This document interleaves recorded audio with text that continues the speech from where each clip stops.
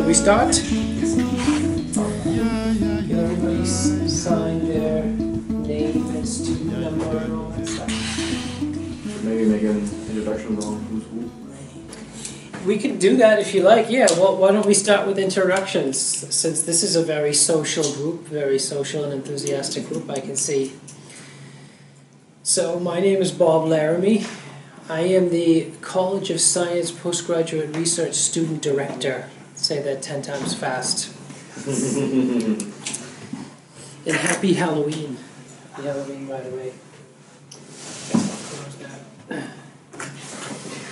So it is a small group, and there are kind of the group is the college is sitting across two campuses. So mathematics and physics are here. Bioscience, chemistry, physics, and another one are over on the Singleton campus, geography. So that's why that's one of the reasons it's a smaller group, and it's only the seminar is mostly for the people that have just started first year people. So all the other postgraduate students that have started in the last 2 or 3 years have already done it. So that's partially the reason, and that's another reason we're recording them. Is so all of the students on the other campus can also watch this. And when next time it's going to be on the Singleton campus, and we'll also record it, and then everybody can see it, because it is quite something to go back and forth. It is quite an investment. Okay, let's have you guys introduce yourselves. Shall we start with you? Matthew. I am a master of research in logic and computation student. And your supervisor? Dr. Arnold. Okay, great. Where were you before this? I did my bachelor's in the University of Bath. Okay. Also in computer science. Good. That's nice. So I'm Robert Clayton. I'm a physicist doing a PhD here. I'm studying like a combination of some antimatter physics and some cold matter physics with Dr. Alan Isaac, Professor Stefan Eriksson, and Professor Mike Shelton over on the other campus. Nice. I know Simon Hand and Maurizio Pai. Okay. Yeah. So Sorry, where were you before this? Where did you study? I studied at Swansea. Okay. Yeah. I did an integrated masters here. But the year before I started PhD, I was actually working at a flare manufacturing company called Cameron Countermeasures. Oh, that's nice. Industry experience. Yeah. I was going to the same room every night, loading a thing in one bit of the machine, another thing in another bit of the machine, closing the shields, pressing 2 buttons, getting the finished product, putting it in the drawer and starting over again. So like a robot. Sounds like. It was remarkable how much I thought they could have used robots instead of people. Still, it helps. Every bit of industry experience helps, even the robotic. Helps as well. Yeah, good, very good. Okay, sorry to interrupt. I'm Craig Hammock. I'm a PhD student in physical geography. Okay. So I was previously at Aberystwyth for a year before here, and I did my undergraduate at Keele in Staffordshire. Where is it? Staffordshire says halfway between Birmingham and... what was the name of the unit? Keele. Keele. Keele, yeah. Keele. Yeah. K-E-E-L. K-E-E-L-E. K-E-E-L-E. Yeah. I've not heard of that. And And they're the ones that record all the lectures really nicely. Aberystwyth record all the lectures. Yeah, Okay. there's a system called Panopto that Okay. does everything. Okay. Yeah, so I'm studying gas hydrates in permafrost environments. and methane release as well. So a lot of geophysical techniques. Cool, very cool. So we have a little sampling from lots of different departments here today, actually. And you guys came over from the Yep. single campus by bus, I guess? Yep. How long did it take?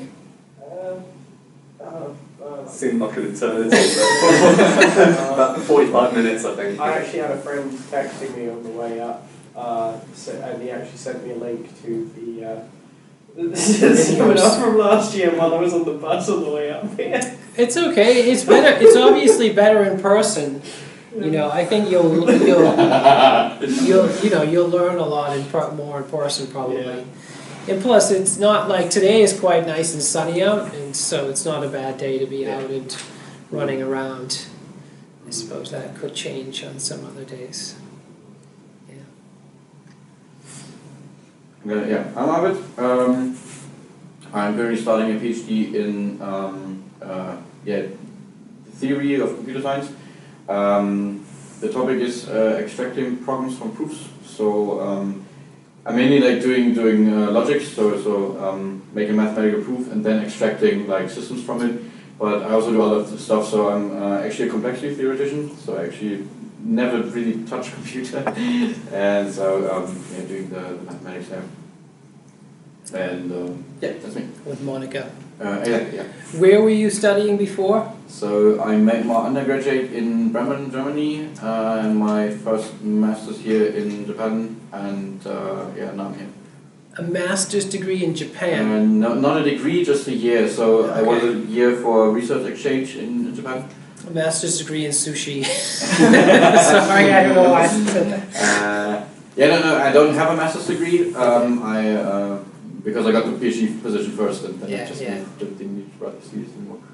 But That's very adventurous. I think I remember now you mentioned that. It's very adventurous. Yeah, so I'm Irfan.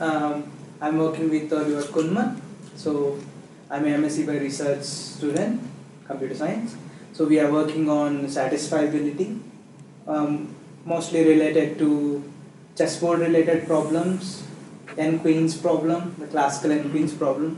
So we are trying to answer fundamental questions about n-Queen's problem. So is the problem difficult? Is it hard or easy? Based on branching heuristics and unit class propagation. So that's very good. And where were you studying before? So I studied in India. I completed my bachelor's from JNTU Kakinada, it's a university. I completed it in 2016, but then I didn't do anything for 2 years. So now I'm doing my master's here. Great. And everybody signed the attendance register. Some people are enrolled and some people are not enrolled on the Blackboard module. It sounds like there is a Blackboard module for this seminar. Is nobody here enrolled on that? Okay, so if your student number is on there, I will enroll you. And so you'll see the email announcements that are sent out, like ones that are just for the people that are enrolled in the Blackboard module. So your student number is 6666666. That's me. I was shocked. I don't have a student number on.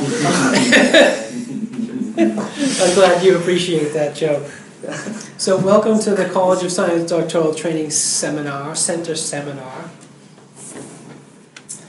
So the College of Science Doctoral Training Center aims to foster adventurous, ambitious researchers who would like to work with impact and purpose, to develop a community of postgraduate research students that actually talk to each other as opposed to not talk to each other, and to develop a sense of community, right? Talking to each other, getting to know each other, which I can see is already happening, which is very nice. And to provide you with some training, some very interesting training framework. And this seminar will support that training. It's not the only thing available to you, but it's a major part of the training. And to generally provide a good environment for postgraduate research students that are studying here. And if you run into problems, you can contact me about those problems, and if you have questions, you can contact me. But the university as a whole decided a few years ago, about 3 to 4 years ago, to make a massive investment in the postgraduate research student community and the environment, to upgrade it, to provide all the same advantages and support that undergraduates get. The focus has historically always been on the undergraduate program, and the PhD candidates and similar were kind of neglected stepchild children. So they've decided to change that and upgrade the environment. And so they're offering lots of services that previously didn't exist. And new positions were created. So the position I'm in didn't exist 3 years ago. It's a brand new position. So there was no director of postgraduate studies in the College of Science. So this seminar is really introducing you to some of the basic skills that you learn during your PhD. And it's a starter. It's like a starter kit. It's not as opposed to a finishing kit, right? Those are a big difference. So writing a PhD is difficult. You haven't acquired all the skills that you need to do that yet, and you will acquire them by the time you're finished. And this is to help accelerate that process and to give it some sort of structure and a little bit of formality. And these are skills that are not taught as part of an undergraduate degree. They're just not included. Undergraduate degrees don't normally have a research aspect to them, or not a research aspect in the sense that you're used to. Like maybe you've seen essay writing where you do research and things like that, but I guess the standard of research goes up quite a bit when you start to do postgraduate studies. So for example, what don't you know how to do that you're going to learn about here is how do you navigate the millions of previously published papers on your subject, right? There have been thousands of scientists that have already studied what you study, and they've published millions and billions of papers. How do you navigate that? That's a lot of information, lots of research papers. What do you do? And you need to read research papers, you need to write them. Like how do you start? Where do you start when you want to write a research paper, for example? And a lot of people have to do data analysis, right? What are some options when doing data analysis? Those are some pretty interesting topics. And we're going to start today, actually. So this seminar presents some of those skills. For example, conducting effective meetings with your supervisor, that's today's topic. Reading research papers, that's another big topic, a very big topic actually. Identifying and extracting the most important information, right, from this massive collection of texts. And that can form the basis of a literature survey. I don't know how many of you have talked about doing a literature survey with your supervisors yet, but it is a fundamental part of every thesis. It's chapter 2 of your thesis, which is the literature survey. Conducting literature reviews is a big topic. How do you do that? Is there a strategy for that? Writing research papers, some common components that every good research paper has. For example, how do you write the introduction? What does a good abstract contain? And what does the structure look like? And then we do have some data analysis and visualization as part of the seminar. And that's also part of the broader Swansea University PGR skills training. So this is supposed to meant to be like a starter kit or a jump starter kit on all of those topics. And it's challenging, right? We're trying to cover like all of science. So of course there are differences between computer science, mathematics, physics, geography, and so on. Yes, there definitely are big differences. but there are also elements that they all have in common. And so that's what we're going to focus on, the commonality. Right? And it's the starting point, not the finishing. So we do have a web page. And with this extremely high resolution monitor, it's not that easy to see. But if you go to Google and type in my name, Robert S. Laramie, there it is. And you'll be added to the mailing list, so it won't be a problem. Okay, I see that's nothing's happening when I click there for some reason. Okay, it's kind of sitting there, thinking about going to the web page, but not actually doing it. Okay, that's why I have the screenshot of the web page. So there is a web page for this doctoral training seminar. If you go to my web page and you add the letters DTC, you find this one, which is the seminar and the program, and a description of the program and so on. Okay, so something is going on with the internet, which is currently not quite working, which is very convenient. And there you will also, if you look carefully, you'll see links to past seminars from previous years that we have recorded and archived. And some of the seminars, another reason we record them is because they are in very high demand. You can't tell that by sitting in this room. But some of those seminars, like one of them has more than 10,000 views from 150 different countries. And it's like always being watched and gets lots and lots of comments like, wow, so thank you so much for recording this and posting this.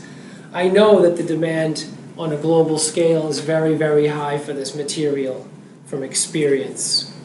So even though we don't see 10,000 people sitting here, the material is very, very valuable actually. And I really wish I had had this material when I was a PhD candidate, actually. And it's inspired by something called the PhD in Visualization Starter Kit. So my background is in data visualization. And over a long time, I developed a kind of training starter kit for all those PhD students in visualization. And this is that was the foundation for this seminar series. So I just took that and generalized it. And you can find this, the PVSK it's called, also a link. There's a link to that on my webpage as well, if you're interested in having a look at that. And I will maybe periodically just check and see if the web page is working on it. EduRoam is working. Oh, there it is. Oh, it started to work. So I'm going to add DTC to the thing, and there you see that it's quite a high resolution, not normally that high, but that's the web page. And there you see links to previous seminars, last year's, and if you scroll down, you can see the College of Science Doctoral Training Seminar Series video playlist, which shows the videos from last year. I can click on that, and you can see the different seminars and the different topics and so on. So if you miss one, it will get uploaded here.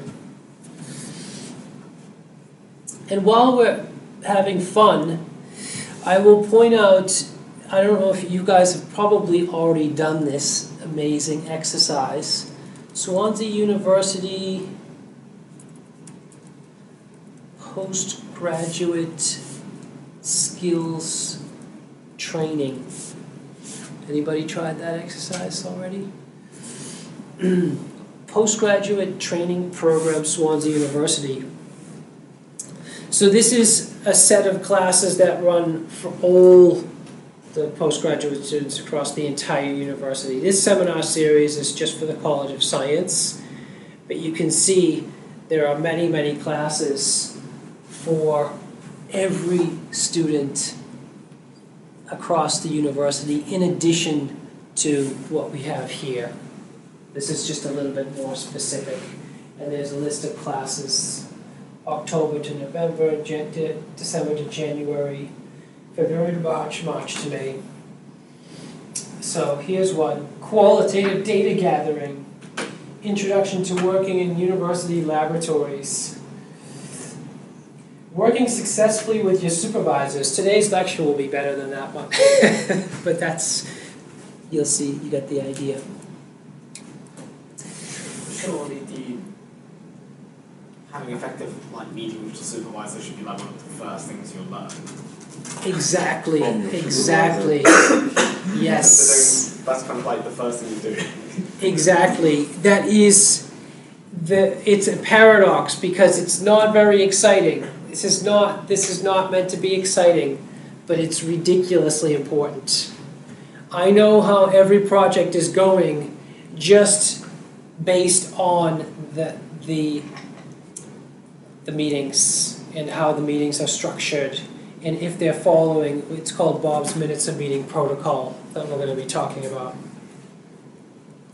Just some caveats, I already did mention this, the PhD in Science Starter Kit. This is the PhD in Science Starter Kit, part one. It's no substitute for an experienced advisor. That's impossible.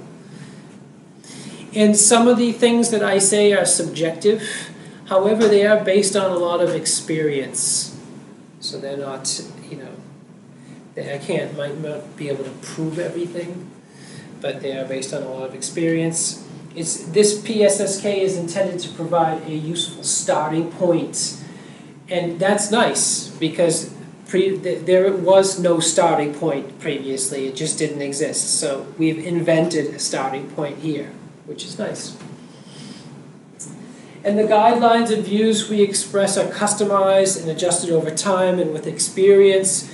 So here you'll get some guidelines and you will customize them and you'll change them and you'll adapt them based on the direction you're studying in and what your supervisor asks you to do. And there is no training quite like this I've ever seen. I have not seen any training like this anywhere else. So, although the demand is very high. So I gave a tutorial, the PVSK tutorial, way back in 2010 for the first time at a conference in the US, and I was nervous that nobody was going to show up. I thought, this is going to be interesting. I wonder how many people are going to show up. And I printed 50 copies of the slides and the related material. And though the printed copies were gone in about 60 seconds, I would say, and the room was packed with 300 students from all around the world. And I was just like, wow. So then I knew the demand for this is very, very high. Okay, let's get to the first topic. Are there any other questions, by the way, before we... How frequent are these seminars? Is it a monthly kind of thing? Mm-hmm. Okay. Once a month. Cool. Although people demand more. They wish we could have them every day. But currently they are once a month. If there's a seminar topic or a special seminar you wish that we covered, let me know. Like you think, I really wish you talked about this, or there was a seminar about this. Just let me know and see what we can do. So how many of you have met with your supervisor already? Okay, good. Have you ever walked away from the meeting feeling confused? Supervisors did.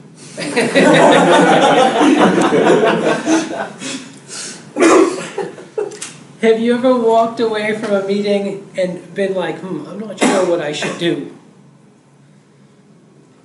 Or what I should be doing in the next week, for example? Not yet, I haven't hit that point yet. You haven't implemented it. Good, that's very good. So there's something very effective to your meetings if you never have that question. So something is working if you never have that question. How about this one? Have you ever been on your way to a meeting or like thinking about a coming meeting and then thinking to yourself, I wonder what I should be, how I should prepare for this meeting? Anybody ever had that feeling?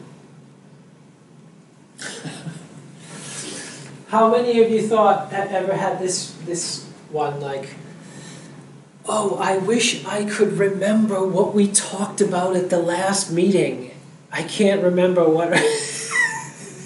Our meetings are very long. Like, Here's an advanced one. I've experienced all these things, by the way, many, many times. How many of you have ever been in a meeting and ever wondered, haven't we already talked about this? Like, aren't we going in circles somehow? I have been in those meetings. Yeah. Yep. So this minutes of meeting protocol is meant to resolve all of those things. These are some of the questions that inspire this lecture, which again, it's not exciting, but it's very, very important. If you've ever left a meeting not knowing what to do or not really understanding what the takeaway is, like what am I supposed to be taking away and have learned from this meeting? Like that's a very common question. It's very common to arrive at a meeting and not really understand how to prepare. Like what should I have prepared in order to have a conduct an effective meeting right now? How about this one? Have you ever left a meeting and then had no idea when the next meeting is? I've had that experience. Yeah. And we already asked this one. You've forgotten what was discussed at the last meeting. Very, very common. Very, very common. All of these things. Yeah. Have you ever been in a meeting and felt lost, like you didn't know what was being discussed? I have definitely. Have you ever had a meeting run overtime or endlessly drag on? I'm surprised. I'm surprised like that. So many people raise their hand. This is how I used to, like I've experienced all of these things, so I've been to a lot of meetings. And this is one of my favorite ones. I just was in this special group, and before I was at Swansea University, I was at the University of New Hampshire. That was one of my prior. And I was in a group, and I thought this all the time. I was like, didn't we already do this? Like, it felt like we were going in circles. And we were. We were oftentimes going in circles. It was definitely true. I think it's great when you have a meeting and you're like, okay, we're discussing this at the very beginning of the meeting, and then by the end of the meeting, you're still discussing, like, we are still discussing this, right? It's like you literally just wasted the entire meeting. I think that's So you guys must be really excited to find out what the solution is to all these problems. It's very simple. So it's called Bob's Minutes of Meeting Protocol. Now, I did not invent this, actually. I gave my name to it, but I learned this at Vienna University of Technology. The only thing I did was document it. It wasn't documented, but this is a practice I learned there. And I was just so happy and refreshed. Like, I felt like, oh, this is the way meetings are supposed to be. So I had gone from a very ineffective meeting experience at the University of New Hampshire, where we had all those problems. Endlessly dragging on, going in circles, forgetting what we talked about, not being sure what we should do next, not being sure of so many things. And then I had this positive experience with the Minutes of Meeting Protocol. So the Minutes of Meeting Protocol is a set of notes that you take on a notebook, a sheet of paper, and they provide a structure to all of your meetings. And they identify what you should be writing down. That's the simple one-sentence summary. So they provide structure, so the time and content is organized. You have 3 sections: topics discussed, the progress you made since your last meeting, and a to-do list of items for the next meeting, as opposed to random. So most meetings by default are just random. There's no structure, you just go in, start talking, having a discussion, and there's no structure at all. This protocol provides continuity in memory. So your meetings are continuous. You can join the topics together, so it's like one continuous meeting as opposed to going in circles. You pick up right where you left off at the last meeting. So they provide continuity in memory. Each meeting starts with reviewing the previous meeting's notes. So that's how the meeting starts every time. Let's look at the notes from the last meeting and see what was on the to-do list and talk about that. And they facilitate progress. So part of a critical element is the to-do list. What is on that list? What are you writing down on that list? What do I have to do? And in the ideal case, your to-do list is a set of tasks, small tasks that can be done in roughly 1 to 2 weeks, or the time before the next meeting. So you're taking the big thing, which is the thesis, this huge task, and you're chipping it into tiny little tasks that take 1 week or a day or something like that. So you're taking the big thing and whittling it down into small chunks. So this is the information you write down at every meeting: the date, the current date, and the start time of the meeting. Each person who's at the meeting, their full names, because have you ever been in a meeting and not known somebody's name there? I have. It happens all the time. A list of topics discussed. So during the meeting, you're discussing a topic, you write down what that topic is. So today we talked about like our backgrounds. So if this was a formal meeting, we write down like background of each student's, self-introduction as part of the topics discussed. A list of progress. So this is how you prepare for the coming meeting. So you have a meeting coming up, how do you prepare? You prepare with your list of progress. Because guess what? Your supervisor, that's what he's wondering before you get to the meeting.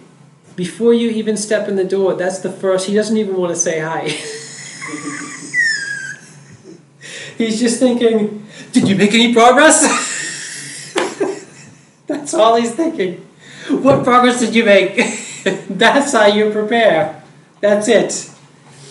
And this is very good, because then you have something to strive for. Like you want to be able to provide evidence of your progress to your supervisor. Right? You don't want it to be like, oh, I'm shocked, I didn't realize this was coming. I'm not prepared to answer this question. Like, that's not how you want to be. You want to be like, bam, I have the list right here. And now, not all of your supervisors are going to follow this protocol. Does anybody have a supervisor that follows this protocol, more or less? Okay, that's very good. You're very lucky. Really? We at least discuss it. I don't think we have a concrete list, but we do discuss similar things. If you introduce this protocol to your supervisor, they're going to be shocked. They're going to be like, wow, you're really organized.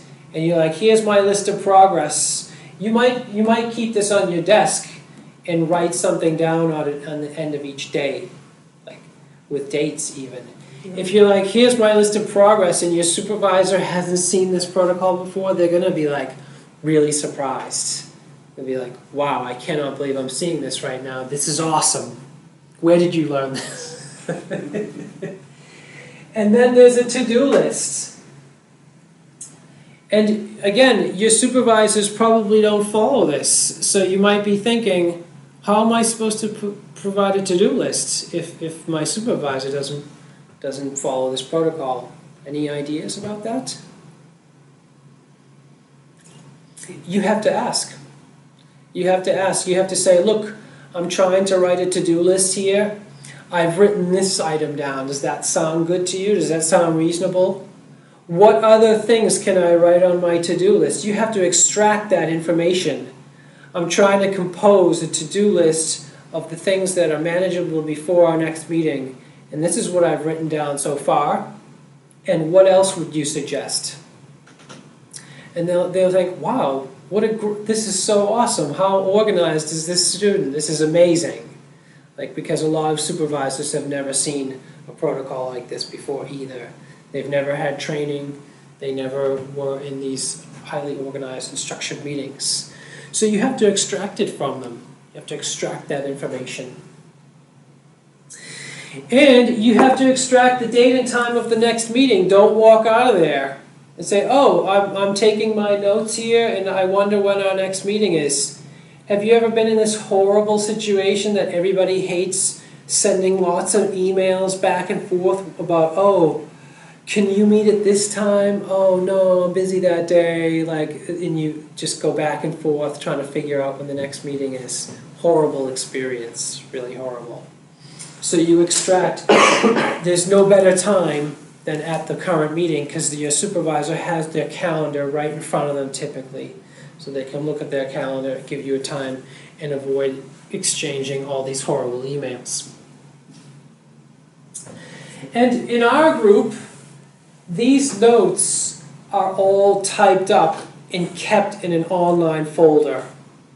I encourage you to do something like that. And so we have a complete history of all the meetings that take place from the beginning to the very end of any project. And I love that. I absolutely love it. It serves many purposes. Sometimes people will ask for a report of your progress that's not your supervisor. And you'll be like, what have I been doing for the last 6 months? And bam, you have a complete history of exactly what you've been doing for the last 6 months. And I've also had students that I've supervised multiple degrees in a row. So we have like the first minutes of meeting from like their first day on their master's degree until their last one, their last PhD day. And it's so cool to see like, oh, what were we talking about like 4 years ago on the first day? And it's so much fun to see the complete history of 5,000 meetings. Now, not that many, but maybe 150 or something like that. Sometimes find that very depressing, seeing which goals we had in the first place and what we actually achieved. So that's a good comment, and that's a good joke. That to-do list is critical because you are forced. You have to have a discussion with your supervisor. What is something that I can accomplish in only a week? What is that thing? On the to-do list, it can't say, write your PhD thesis, like go write a thesis. No, you can't do that. That's not like a feasible item on the to-do list. But a feasible item might be, read this research paper, write a summary of this paper, write a procedure, a software procedure that does this, write this function in software. But something that's feasible and concrete that could be done before the next meeting. That's the goal. And if you're not doing that, then your meetings are they're not as effective as they could be, because that's one of the essential elements of the meeting. Breaking down the big task into smaller ones. That's how all problems are solved, all big problems. This is just an example. This is minutes of meeting between myself, Dylan, and Donald. So there were 2 students here. That was the date, the time, the end time. That's kind of optional. Date and time of next meeting is there. No email exchanges and all that stuff. Topics to discuss. I went on a trip to Portugal. We have a meeting called the Visible Lunch. There was a fire alarm interrupting everything, and so on. Progress since last meeting is there. So this one, since there are 2 students, there's names next to the progress, like who made what progress. And then there's the to-do list. Experiment with shading spheres, user option. This is not going to make much sense because, you know, it's a data visualization things. But that's how simple it is. That's what it looks like, and that's how simple it is, and it's ridiculously effective. All of a sudden, your meetings go from chaos to structure, and just like clockwork, boom, boom, boom, boom, boom. You step through your degree. Like if you can follow this process, you just step through your whole degree 1 week at a time, from beginning to end, and it's great. Very, very structured. And every meeting starts, well, it usually starts with topics discussed. I don't usually say, tell me your progress. I don't do that, but everybody's thinking that. We usually have some discussion about something before we start the business. Any questions about that? Really, really easy. That's what a collection of minutes of meeting looks like or could look like. So they're typed up and then they're put in a folder somewhere. In the computer science problem, we put them on the computer science web server, but that's not necessary for everybody. You can put them anywhere. But the point is you want to have them all together and ideally publicly accessible from any web-based device. That's the goal. Now, as the mind reading exercise, which is, you know, I know your supervisors don't use this, and we've already kind of talked about it because I was thinking about it already. You have to solicit this thing. You could even say, like, look, I'm trying to have a very structured meeting protocol here, and this is the information I'm trying to extract from this meeting before I walk out of here. Anyone can keep a list of topics discussed, and you can say something like this, just to be clear, this is my to-do list before our next meeting, so you have an agreement. When is our next meeting? It's very easy to forget this, by the way. So you want to actually, I always write minutes of meeting, start time, end time, and the date and time of next meeting. I write it there, but if it's blank, it's okay, so I don't forget it. But I've written down date and time of next meeting, and I don't leave until that information is filled, so to speak. And this avoids lots of painful email exchanges about when is the next meeting, blah, blah, blah, blah, blah. And by the way, if you come into a meeting saying, this is my list of progress since the last meeting, your supervisor is going to be really surprised. Like, wow, nobody's ever done that before. You know, unless they're already following.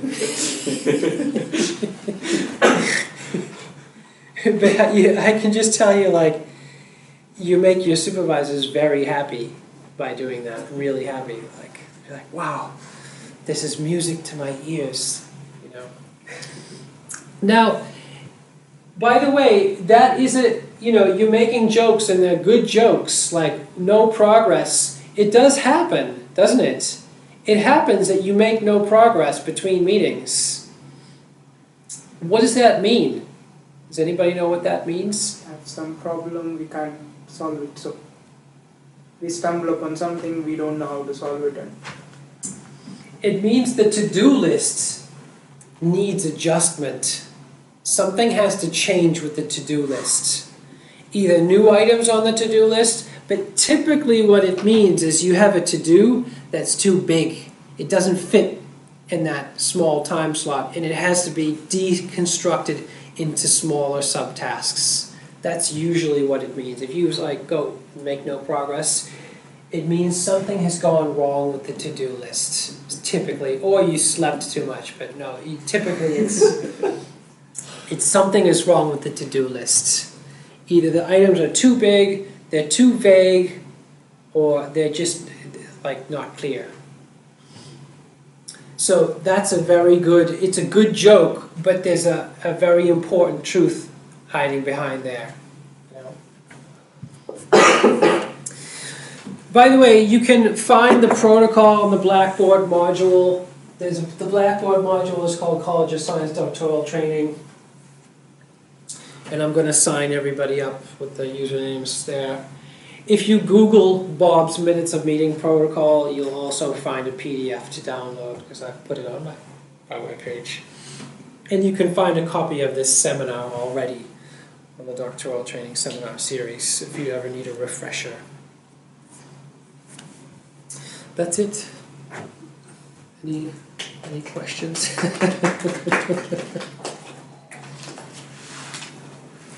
Very simple, very boring, but incredibly important.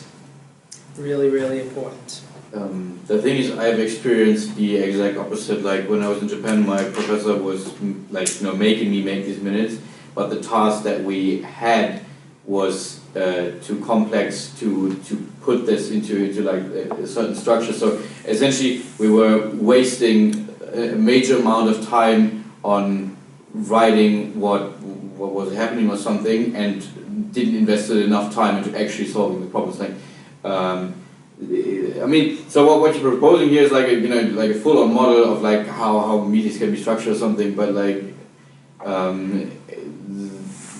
is there also like an official model for like in between stuff? So especially in the beginning where you don't need that much structure. Like I mean, I think it just out by practice, but like, is there an official thing?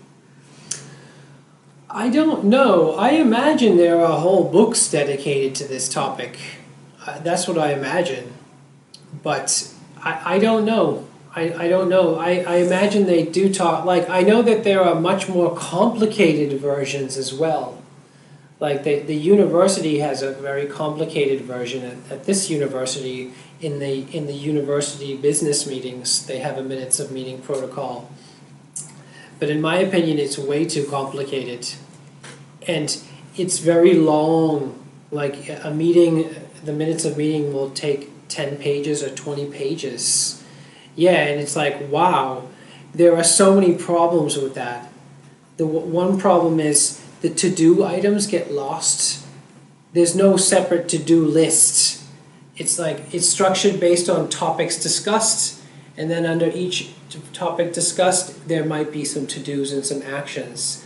But if you've got 10 to 20 pages, it's easy for those to-dos to get lost. So that's one problem. Another problem is, because they're so long, nobody looks at them or reads them. And the third problem is it takes a long time to write 10 to 20 pages of minutes of meeting. You want this to be like simple, quick, fast, and effective. So I bet that there are whole books on this topic, but I have not bought them. I might be able to answer that question. It could be to do with the actual number of meetings you have and how frequently you have them. Because if you don't know how to further break it down and list, then there is no reason to say re-meet again and again, despite making no progress. Because then you're just basically wasting time filling in a new form with basically nothing changed. So so instead of say having a weekly meeting, you just have like 2 weeks meeting or even a month meeting. Basically until like some progress or some breakthrough has made. You still go to the meeting, but effectively since no progress is made, it's completely pointless to update the thing. That's a very good point. So what a lot of supervisors do is you have a meeting and they say, okay, go. And come back, report back to me after you've made progress. That is the style for many. Like, don't talk to me until you've made progress. And yeah, okay, that is one style. I don't think that's the best style, though. I don't mean it quite like that. I mean it as you still turn up the meetings and you continue to discuss the topic itself. Mm-hmm. But in terms of like the to-do list, since as he says it was too complicated to break it down further, then just don't. Because but you continue to have the discussion, but make sure that every discussion that you have in this in the next 2 or 3 meetings will be on that one topic that you are not breaking down, and that when you make some progress, when you have a clearer picture, then you update the to-do list. Yep, definitely. That's definitely a possibility. You can't just left it out, but keep making progress, but invisible progress in the background, effectively, because you don't know what to write. So yeah, that's true. But imagine what you're saying happens, which is there's nothing wrong with that, by the way. You're implicitly breaking down your to-do list into smaller subtasks, because if you can write down any progress, that's a task hidden in your to-do lists, like that was part of the to-do list that might be part of a bigger task, if you know what I mean. Yes, so that's what I anytime you're mean writing by- down progress. Because what he said was that the task was too complicated to break it down. I was thinking like, well, if you can't break it down at the physical level, as in writing it down, you can still break it down mental level, so it doesn't actually hold the progress. It just means that you can't really update the formal protocol itself. So That's right. yes, but the point is, it doesn't, the to-dos or any of these documents are nothing if it doesn't give any result, right? So the official to-dos or these meetings, everything, it's just a support for us to do something. Yeah, So that's what these I mean. are not official. So yeah, our research, that is important. So it's like an accessory, that's it, to help it. So we don't need to think about the to-dos, and to-dos are everything. That's not the point. The research is the point, but these should be just like a guidance. Yes. So I had many meetings, and we are trying to solve the problem, which is very, very new. I mean, there were not many people who tried before. So we didn't have any methodology. So we tried to do something, but I go every week and try something, it didn't work. So literally I made no progress, but I knew that this is not working. So my to-do list may not be changed, but I knew that this is not working. So we need to change it In that another case, time. your to-do list should be do A with method A, and then your these things you would have done last week would have been do A, tried A, didn't work. Yes, that's progress. I would argue that's progress. Yeah, I would still think that is still progress. If you try something and fail and find out it doesn't work, that is progress. And also I know exactly. And you what want he to write means. that down. The reason you want to write that down is because you don't want to repeat it. You don't want to go in the circles. Like, we tried that already, and I have proof, minutes of meeting, that it doesn't work. Are there just any guidelines in terms of the to-do list? I mean, I saw in your example there you had experiment with modelling, but I'm thinking, so how do you experiment with modelling? I mean, is there a target that you're meant to get there? That you're meant to get at the end of that? Is there any kind of guidelines? I mean, I know in the past I've used SMART, and I can't remember the acronyms, but I know realistic and timetable is the last two parts. But I mean, is there similar kind of guidelines to this that you could recommend? So you wouldn't understand all the to-do items because they're kind of abbreviated. Okay. They're abbreviated based on what we discussed in that meeting. So even I wouldn't even know because they're so long ago. But I could figure it out if I really sat there and looked at them. But you'll know what the to-do items are based on the actual discussion that you're having with your supervisor right then. So we knew what we were meant at that time during the meeting when I wrote that down. But yeah, you do have ones that are, your to-do list is not going to be perfect. It can never be perfect. So you might have something on the to-do list. You might be like, here's my list of progress, but there's something missing. Like this item didn't get moved from the to-do list to the progress. And then the job of that meeting is to find out why. Like what were the barriers that got in the way. It could just be, like you mentioned, I need another week. That's like not a problem. I didn't run into a wall. It's just that I need another week to get that off. That's great news. But it could also be if you run into a brick wall it's great to have a meeting to discuss the brick wall, rather than saying, I'm going to sit here and stare at the wall and hope I make progress and then only report to my supervisor after I've stared at the brick wall for a long time. But yeah, so it's a challenge. It's also, your supervisor also has to invest some effort and think, oh, what are the tasks that are possible? So the basic guideline is, can you think of tasks that are progress that can be accomplished before the next meeting? That's the basic question. Or maybe they need 2 meetings, like or 2 weeks or 3 weeks, that's fine too. But you try to take your best guess at what needs to be done, in 1 week, or what is possible to do in 1 week. That's the basic idea. Well, we try to have them weekly. Most supervisors, I don't know, some of them are every second week, some are every third week, and some are like, don't talk to me until you make progress. I would try to avoid that situation. I would try to say, what is the date and time of the next meeting? I wouldn't leave the meeting without extracting that information. If the supervisor says, oh, you just report back to me when you've made progress, then you would say, well, when do you think, what would be a good target date for me to have made that progress and report back to you? And then get that out of them, like date and time of expected, like optimal progress or whatever. And then you have a meeting, about your progress at that date and time. And if there are any barriers to progress, you can clearly articulate what your barriers to progress are. Yeah. I hope that makes sense. This is a very enthusiastic group. This is amazing. Amazing. I know what you mean though, because I've actually been to Japan. I know all the people there as well. Oh, really? How long? Sorry? How long? About 9 months-ish. Oh, nice. Similar time. Cool. Huh. I'm sorry I have to go. But that was a traveling. It's just that I know okay. people who live there, and that's how they work. Like Japanese companies literally operate on that stuff. So. Yeah, something.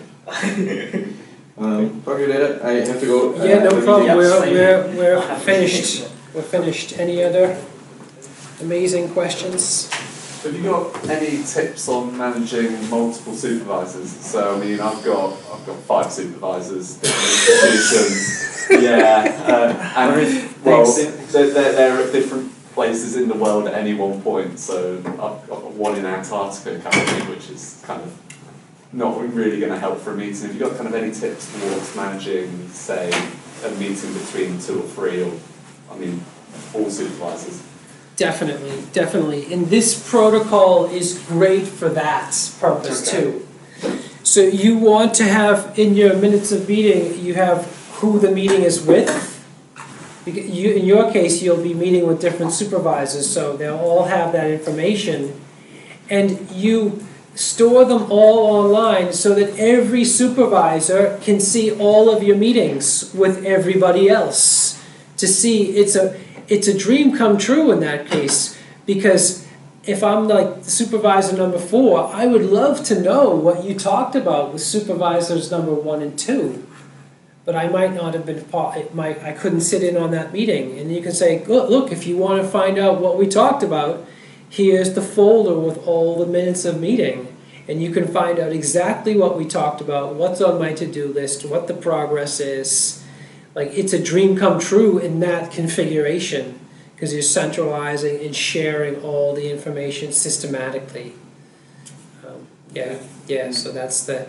And by the way, the file names, in this case, I would alter the file names and add like the name of the primary supervisor with whom you had the meeting onto the end of the file name, if you know what I mean. So anybody looking at the list can say, okay, these are all the ones with number 1, supervisor number 1. Here are all the ones easily identifiable, but supervisor number 2. Is it still kind of good protocol? I mean, I see that you've got them numbered, but I mean, is it putting date first? also Yours practical if it's would have yeah. the name of the supervisor on the end. Okay. Like supervisor number 1, supervisor number 2, supervisor. So I can just look and say, oh, he had a meeting with supervisor number 4.5 and click, what was that? What did they talk about at that last meeting? Okay. Yeah, it's a great, in fact, that should be part of the presentation, like, this is a great tool when you have multiple supervisors and to structure the information, the communication. Brilliant. Happy Tuesday and happy Halloween. Nobody dressed up.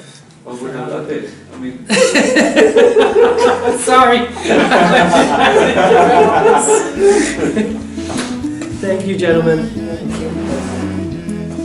And if you have questions, I'm in room 113 of the Computational Foundry, so just ask.